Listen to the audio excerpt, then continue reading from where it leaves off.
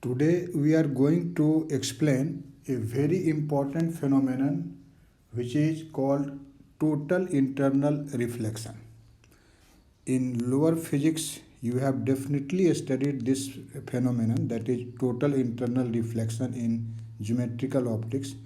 You have studied that when a light ray is incident on a boundary separating the two media from denser medium to a rarer medium, then when angle of incidence is greater than a particular angle which is called critical angle for the given pair of medium, then actually the light ray is not refracted but totally reflected in the first medium, that is in the denser medium, and this phenomenon is known as total internal reflection.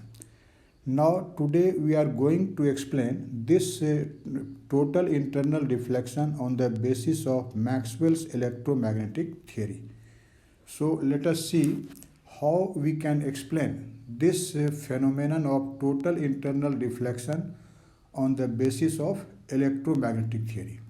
For this, let us consider a boundary which has been represented actually by this x-axis, but this is not a line but a plane surface which separates a denser medium having refractive index, let us say n1, and a rarer medium whose refractive index is n2. An electromagnetic wave is incident on this boundary from this denser medium, let us say at an angle of incidence theta I. You can see it in this figure, and it is refracted into the second rarer medium at an angle theta r. That is, theta r is the angle of refraction. Now you know that denser medium has a refractive index greater than that of the rarer medium. So you can say, in accordance with our supposition, this n1 is greater than n2. Now in this condition, we will apply Snell's law. You know what is Snell's law? So according to Snell's law, according to Snell's law, we know that sine theta I over sine theta r, this equals n2 by n1. n2 by n1.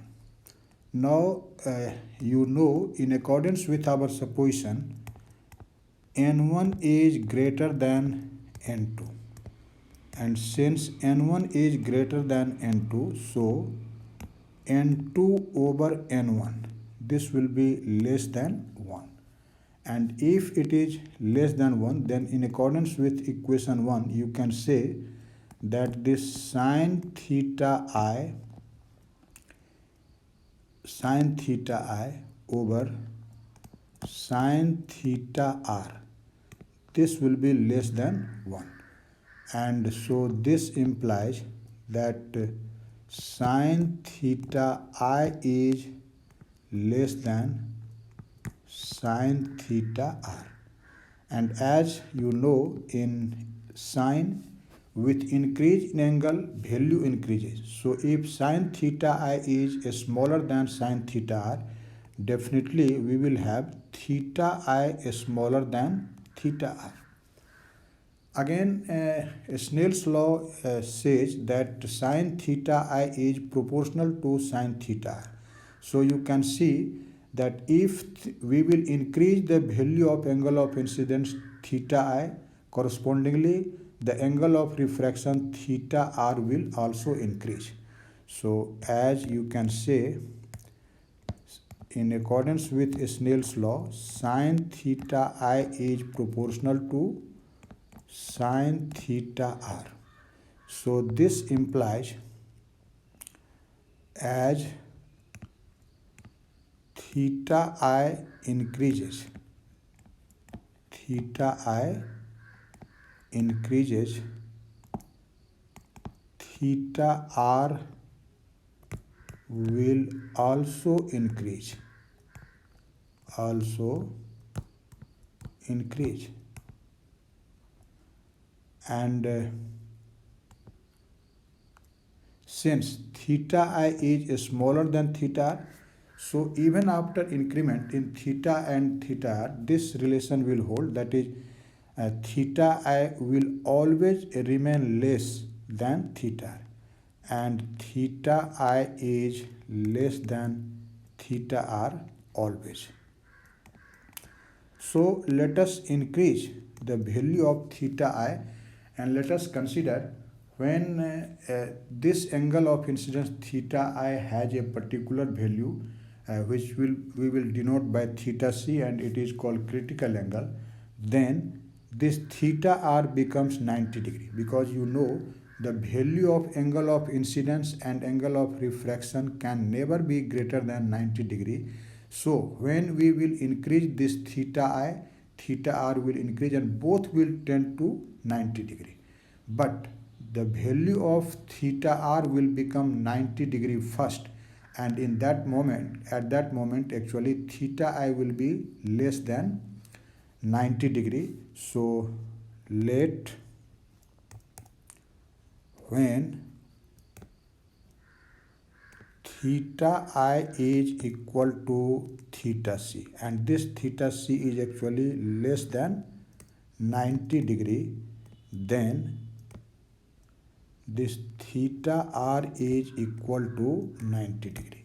You can see this in this figure. We have shown that when the angle of incidence is theta c, then angle of refraction theta r is 90 degree. It means if theta r is 90 degree, what will happen? Actually, the refracted ray will graze this surface of separation. That is, the refracted ray is along the boundary, as you can see from this figure. So in this condition, actually there will be a grazing emergence of the electromagnetic wave. So let us now apply this condition on equation 1. So using this condition on equation 1, what we can see, you can see that from equation 1, that sine theta c, we have assumed that theta I is equal to theta c, and in that condition theta r is equal to 90 degree.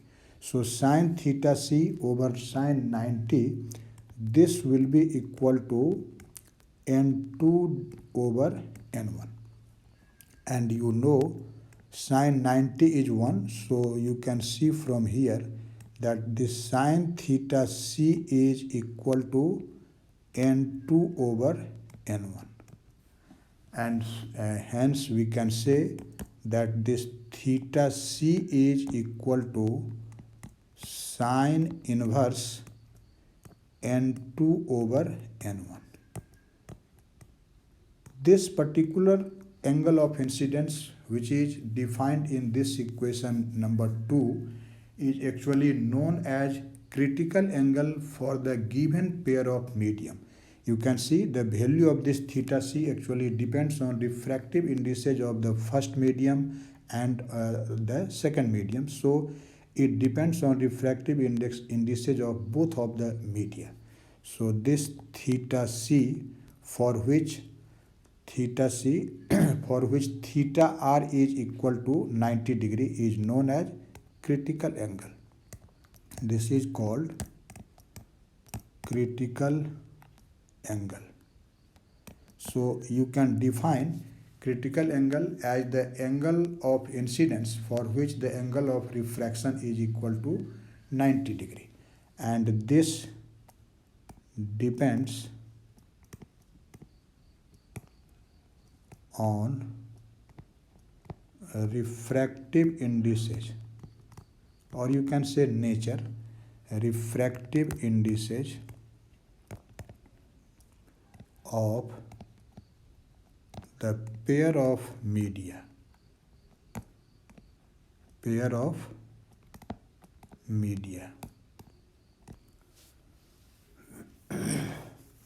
Now let us see what will happen if the angle of incidence theta I exceeds the critical angle? You can see from the figure, but first of all mathematically calculate what phenomenon will take place when theta I is greater than theta C. So if we take this angle of incidence theta I greater than theta C, then from Snell's law you can see what will be actually the result. Then you can see from equation 1. See here, Snell's law has been defined in this equation 1. So from equation 1, you can see that this sine theta r will be equal to what? Sine theta r will be equal to sine theta I over n2 by n1. n2 by n1.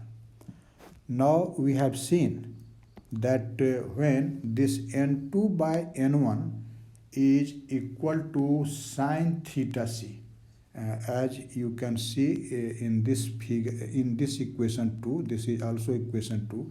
So if we will take this sine theta I as n2 by the value of n2 by n1, which is defined in this equation 2, so you can write this will be equal to sine theta I over sine theta c. But our assumption is what? Our assumption is theta I is greater than theta c. So if theta I is greater than theta c, you know sine theta I will be greater than sine theta c. And as numerator is greater than denominator, so this ratio will be definitely greater than 1. So if we take the angle of incidence theta I greater than critical angle theta c, in that condition we have a result that sine theta r is greater than 1. But you know the value of any real angle, sine of any real angle is never greater than 1. Its maximum value is 1. So definitely this value of which is greater than 1 cannot be for any real value of theta r. And so we conclude that the angle of refraction in this condition, when angle of incidence is greater than critical angle theta c, is imaginary. So as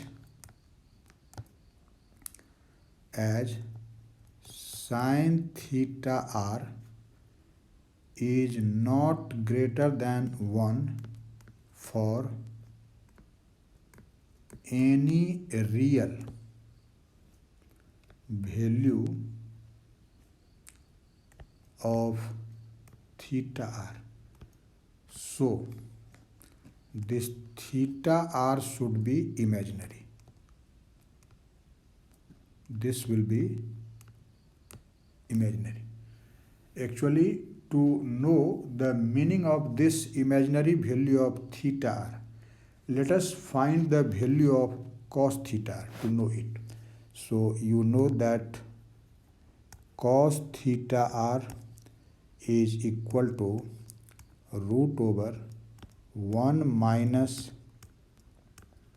sine square theta r, and this will be equal to root over 1 minus sine theta r. You have seen in the equation number 3 that this is equal to sine theta I over sine theta c and whole square. Now you know that this sine theta I over sine theta c is greater than 1. So inside this square root there will be a negative number whose square root will be imaginary. So let us write it in this manner, that we can write it as minus sin theta I over sin theta c whole square minus 1. We can write it in this manner, but when you take this minus as a common factor, it means you are taking minus 1 as common factor, and the square root of minus 1 is the iota I. So you can see this can be written as I into root over sin theta I over sin theta c whole square minus 1. Let us say this is equation 4.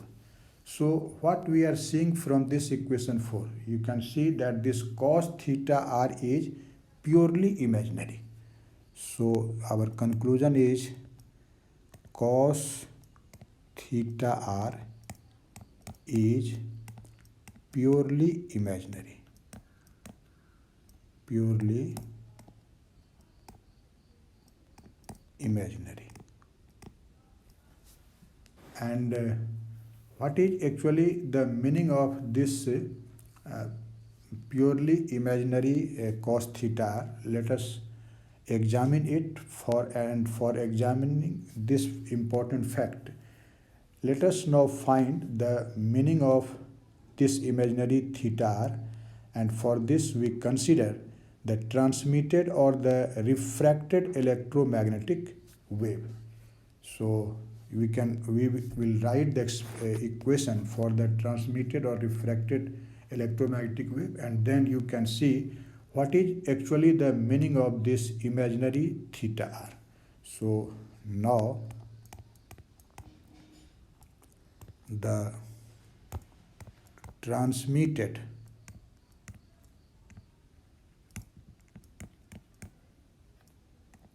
or refracted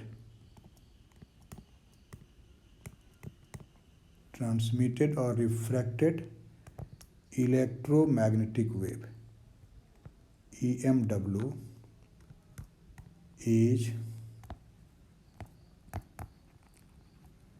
given as we can write expression for it in this way. This is E2 is equal to E naught to e to the power I K2 dot R minus omega t. You know it. This is actually the plane wave equation for the transmitted or refracted wave. And if we consider that the unit vector along this wave vector K2 in second medium is n2 hat, then we can write this RHS as E naught to e to the power I, and at the place of K2 we will write K2 times n2 hat. This is actually the unit vector along the wave vector K2, and dot R minus omega t. And let us say this is equation 5. Now you can see from this figure we have considered that the incident wave is actually in xz plane, and so the refracted wave will be also in xz plane, because you have studied the law of refraction that the incident wave, refracted wave and even reflected wave and normal are coplanar. So as our incident wave is in xz plane, so definitely the transmitted wave is also in xz plane. And if the transmitted wave is in xz plane, then what will be the value of this scalar product n2 dot r? You can see that as the transmitted wave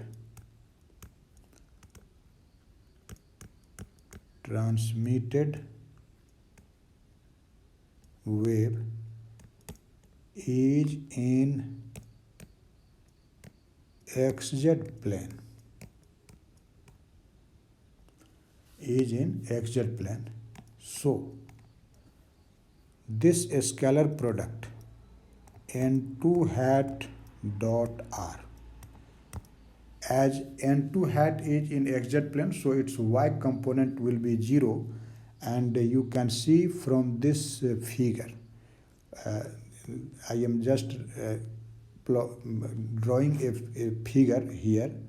This is in fact the direction of n2 hat along k2, and this angle is theta, and this is x direction and this is z direction. You can see the component of n2 hat will be what, and we can express this vector, a unit vector n2 hat in terms of their rectangular components, and you can see from this figure that this will be actually equal to mod of n2 hat into sine theta r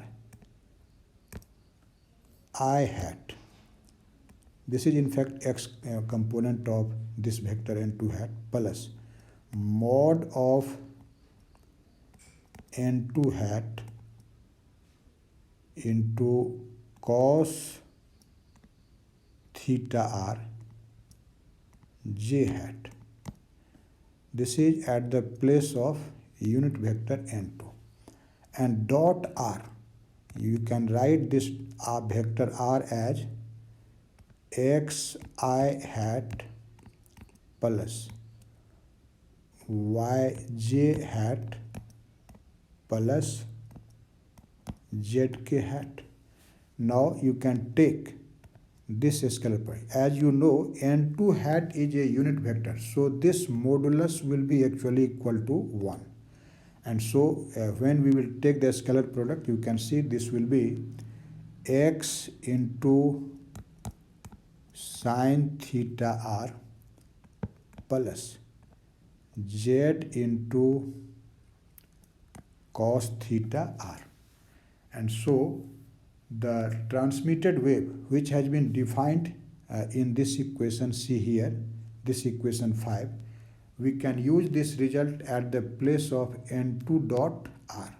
So after using this value of n2 dot r in equation 5, what will be our result?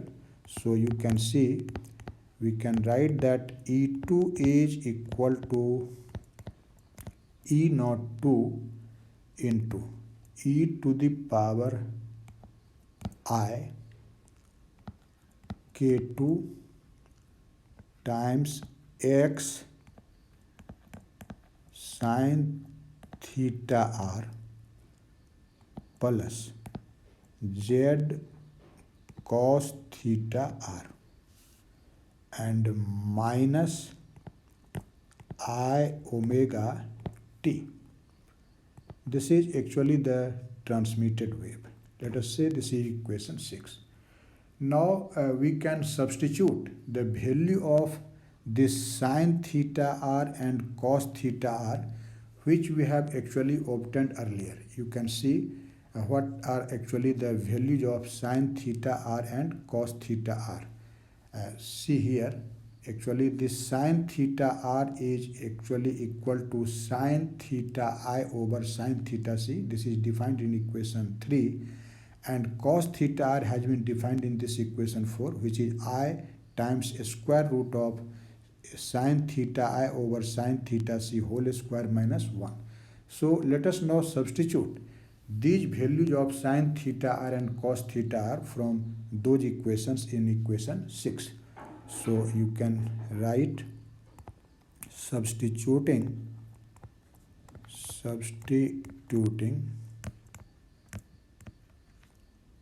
the values of sine theta r and cos theta r, we get what will be our result. You can see that this E2 is equal to E naught 2 exponential I k2 x into sine theta I over sine theta C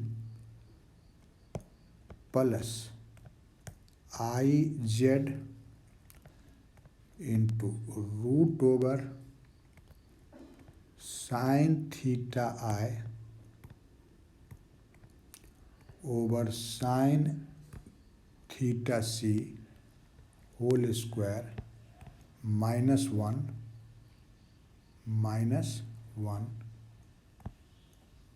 and into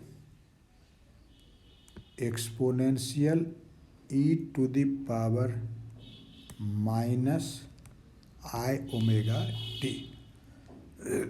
Now let us simplify the RHS of this equation a little bit. You can see that we can write E2 equal to E naught 2 exponential minus K2 into Z into sine theta I over sine theta C whole square minus 1 and to the power half times exponential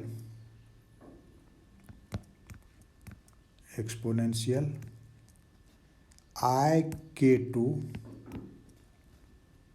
times sine theta I over sine theta C into x minus I omega t. So this is actually the transmitted wave in this condition.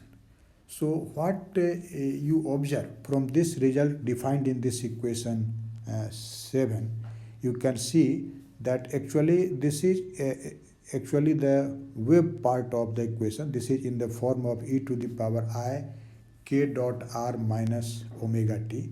So actually this part of this equation is the amplitude part, and or you can say this is amplitude of the transmitted wave.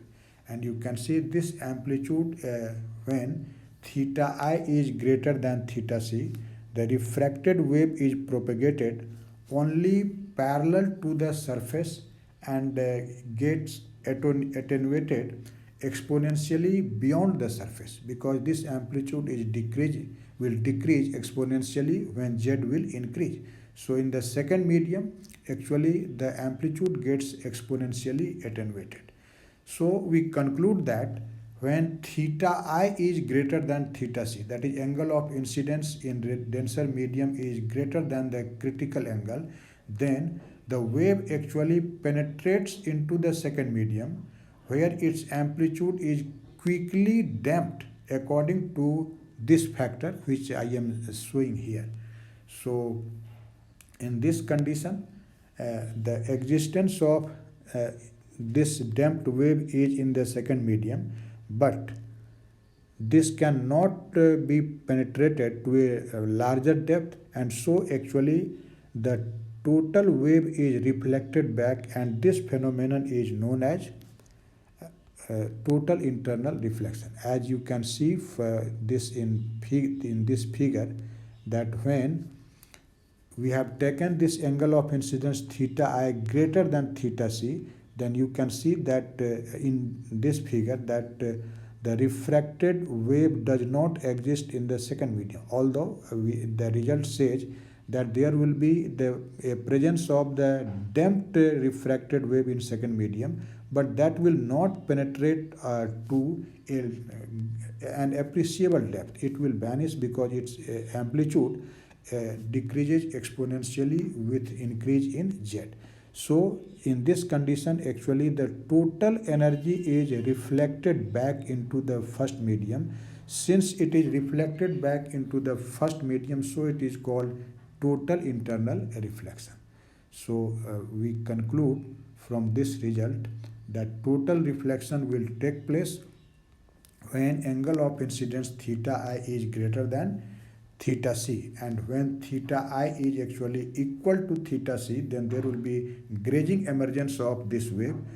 And so uh, what are our conclusion? We can say that when theta I is equal to theta c, then theta r will be 90 degree, and this implies grazing emergence of the electromagnetic wave, emergence of EMW. And when theta I is greater than theta c, then you can see total internal reflection, TIR is for total internal reflection, takes place. And in accordance with our this equation 7, that the wave in the second medium is attenuated exponentially beyond the surface. The wave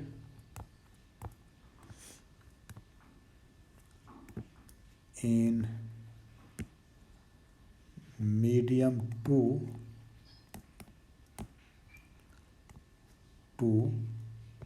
is attenuated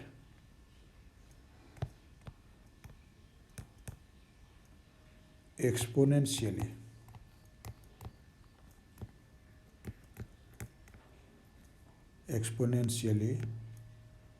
beyond the surface, that is with increase in z beyond the surface, and so it cannot penetrate to a larger depth in this condition. So as its amplitude is quickly damped. Actually, the existence of this damped wave within the second medium has been established in experiments, implying the electromagnetic waves of a few centimeter wavelength, or you can say the microwaves. So this is an experimental fact. Now we will see the idea of energy flow in the second medium.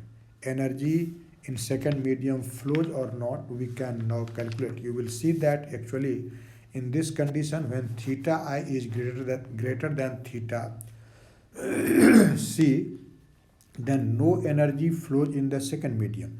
So if no energy will flow in the second medium, then in accordance with the law of conservation of energy, total energy will be reflected back.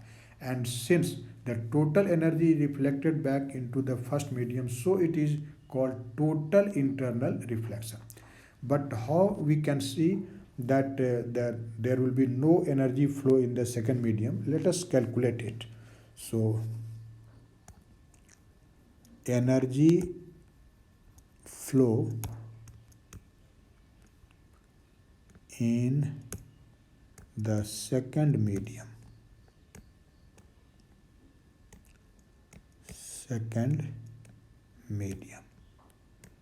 Let us calculate.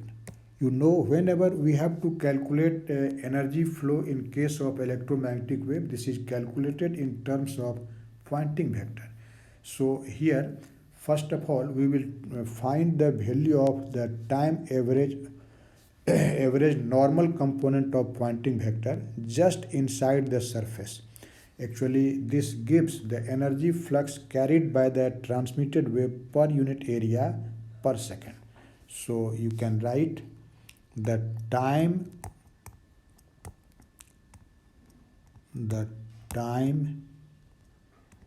averaged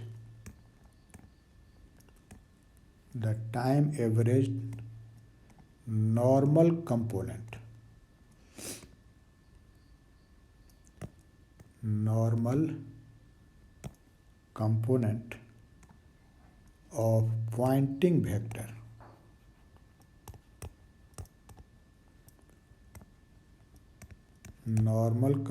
of Poynting vector just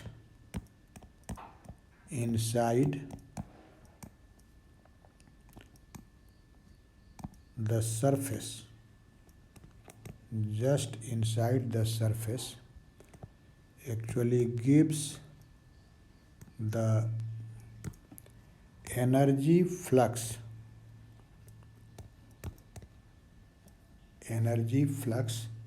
carried by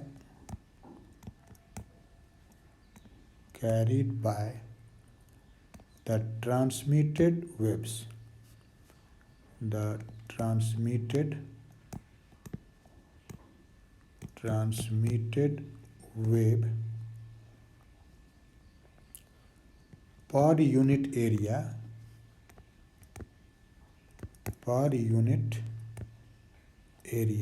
per second, and it is given as, how we will give it, it will be given as S2 dot n hat. Actually this S2 is the Poynting vector in second medium, that is in the rarer medium. And you know what is actually this S2 when the field vectors are actually complex. We know that this is, in case of complex field, this is given as 1/2 real part of E cross H star. So we will write here E2 cross H2 star. This is actually the value of this S2 in case of the complex field. We have already studied it in previous lectures, and we have to take the scalar product of it with n hat, the unit vector. This is n hat. Now again we know what is the relation between the magnetic field vector H and the electric field vector E. So again we can write the magnetic field H2 is equal to K2 cross E2 over mu2 omega 2. We have already studied this relation previously. So now let us substitute this value of H2 and in fact this value of H2 in this equation which we have defined just now. So you can write expression for S2 dot n hat. So S2 dot n hat, this can be written as 1/2 real part of E2 cross H2 star, and instead of H2 star you can write K2 cross E2 star over mu2 omega 2, mu2 omega 2 dot n hat. Now from the definition of triple vector product you can simplify this in this way. This will be 1/2 a real part of this product E2 cross K2 cross E2 star can be written as E2 dot E2 star times k2 and minus e2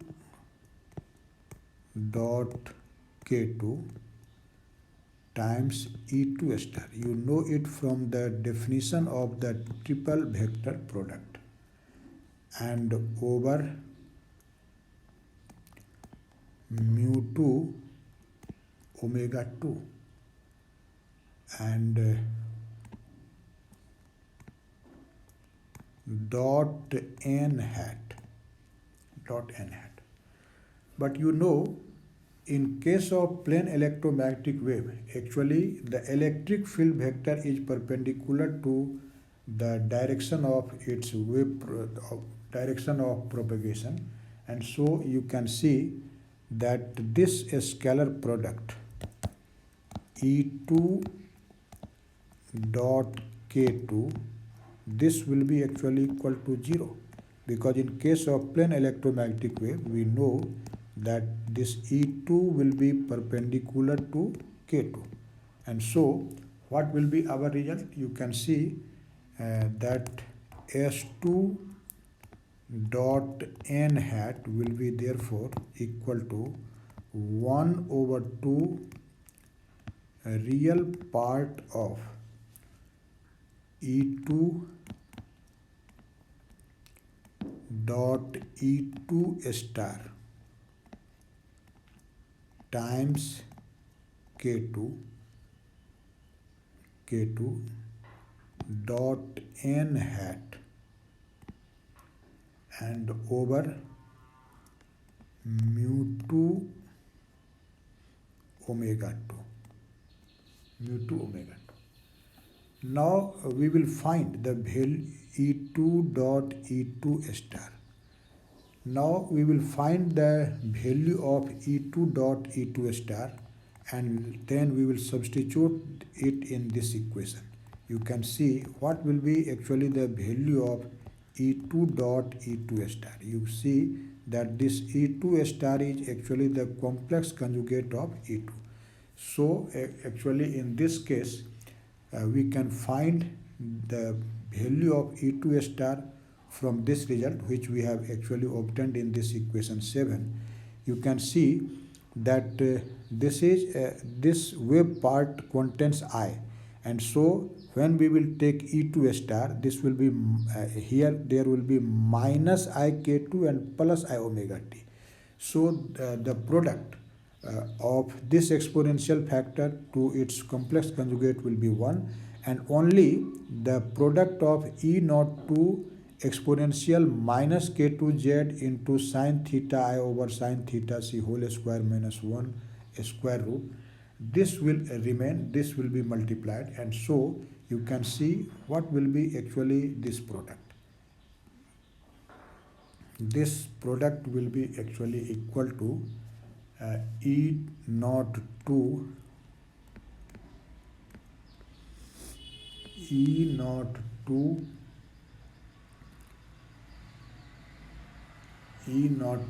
square into e to the power minus 2k2z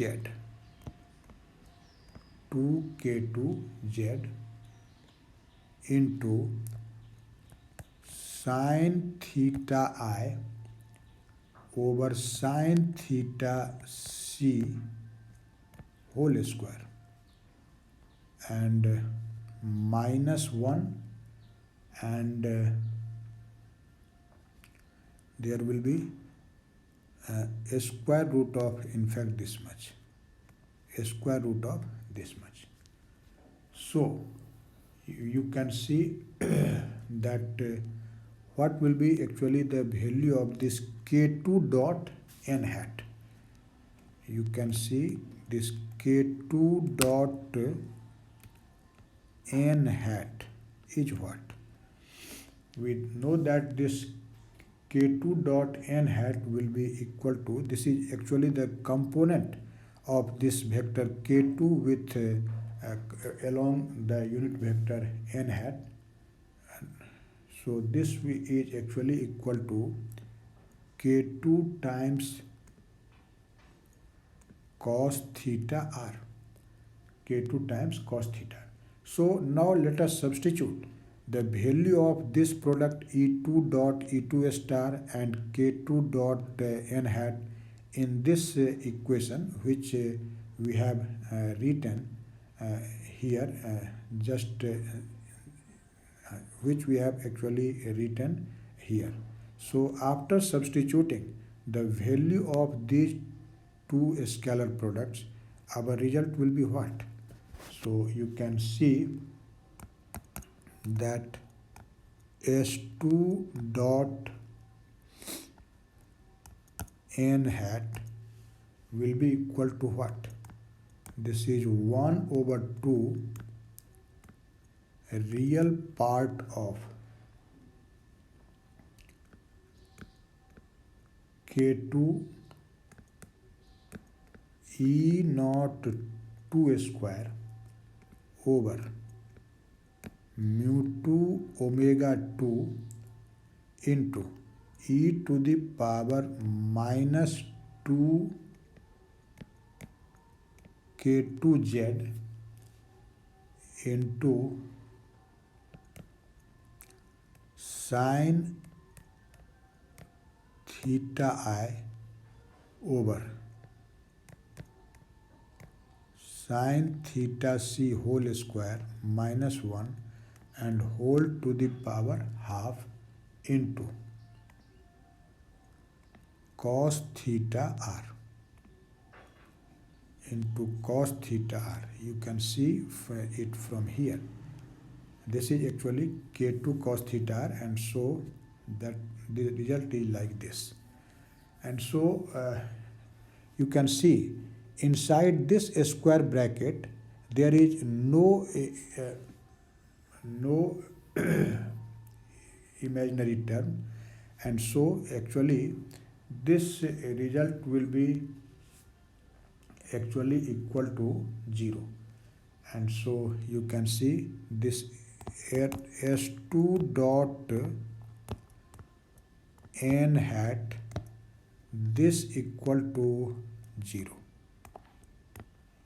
This is equal to 0 because you know that cos theta r is purely imaginary. Why it is 0? You know this cos theta r, we have obtained that this cos theta r is equal to what? You can see your previous calculation where we have actually calculated the value of this cos theta r. Here you can see this cos theta is purely imaginary and it is I times root over this much. So if we will substitute the value of cos theta r, then inside this square bracket there will be imaginary term, only imaginary term. You can say this cos theta r is actually equal to, you can see this cos theta r is actually equal to I times root over sine theta I over sine theta c whole square minus 1, and so it is purely imaginary.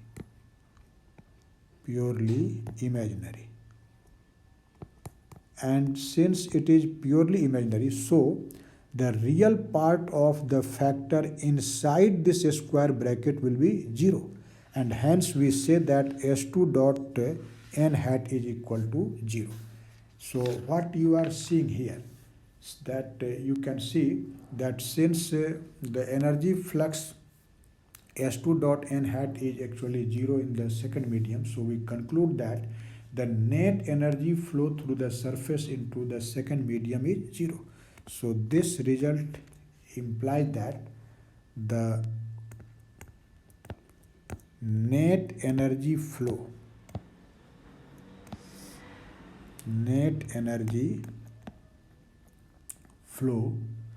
through the surface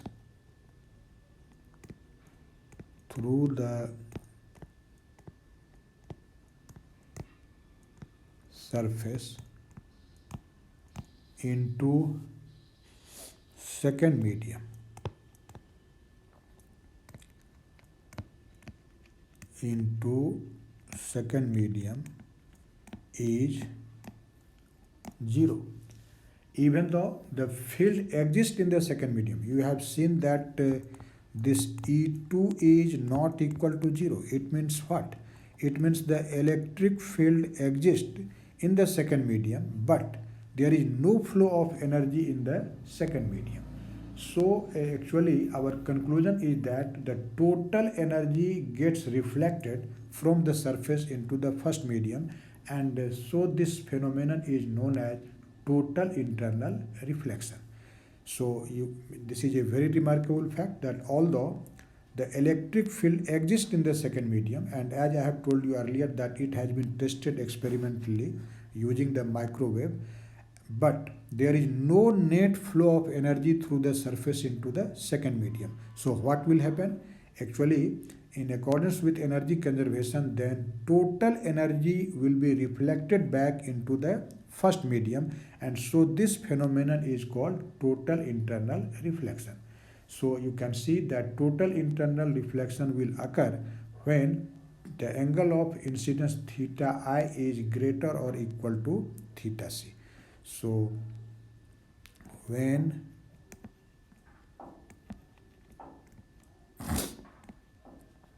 you can say when theta I is greater or equal to theta c, then total internal reflection takes place. So you can see how easily we explain in a concrete manner this phenomenon of total internal reflection on the basis of